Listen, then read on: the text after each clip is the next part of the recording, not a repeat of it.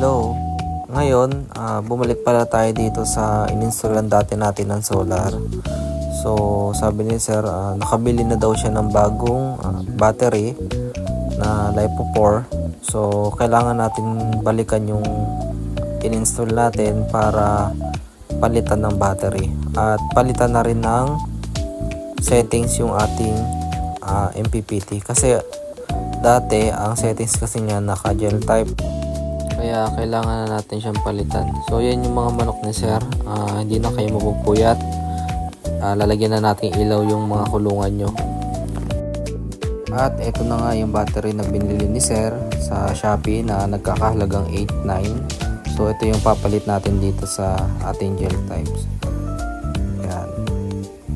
So yan yung MPPT natin, solar charge controller. O kung mapapansin nyo pala yung wire dyan, dadagdagan na rin natin.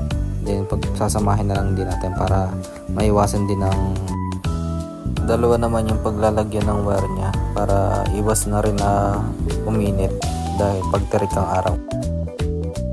So paano, umpisa na natin para matapos na agad.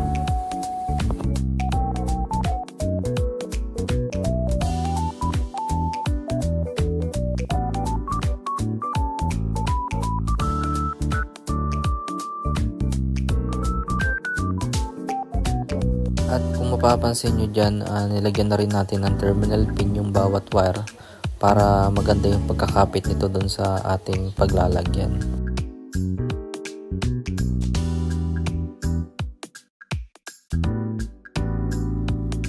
At ito na nga, natapos na tayo sa pagwa-wire. So kung mapapansin nyo, doble na yung mga wire na inilagay natin. So para maiwasan din natin na kapag tirik yung araw, maiwasan natin na uminit yung ating MPPT o solar charge controller. So yan, yun yung wire natin papunta sa battery. At yan, chine-check lang natin yung bawat wire kung mahigpit ng pagkakapit. So ikabit na muna natin yung battery. At oo nga pala, ang naka-settings pala dyan dati, gel. So ililipat ngayon natin sa LiPo4 yung settings parameter niya.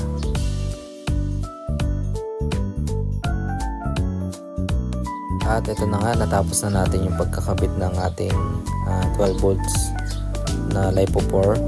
So yan yung mga wire nya, and then yung may inverter tayo na gamit 1.6, at may relay na rin tayo dito at LVD.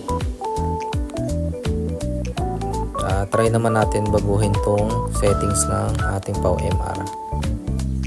So yan yung harvest niya, 15 amperes, 13.8 yung loading, 14.5 yung full charge niya, 12.2 yung disconnect niya. Pag nag 11.2 yung disconnect, gawin natin yun.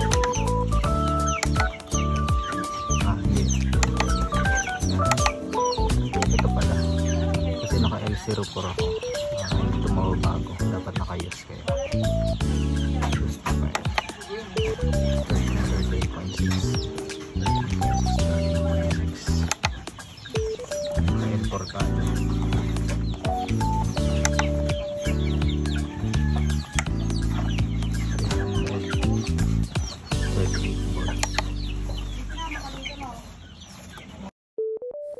At ayun na nga, sa wakas natapos na tayo. So okay na to. Pwede na to sa magdamag na ilaw para sa mga alagang manok ni sir.